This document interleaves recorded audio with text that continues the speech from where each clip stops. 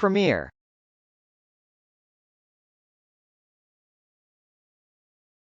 Prɛmɪr.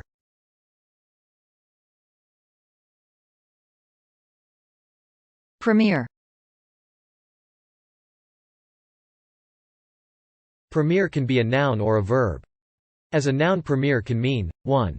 The first showing of a film, play or other form of entertainment, often held as a special event with celebrity guests. 2. The first episode of a television show or a particular season of that show.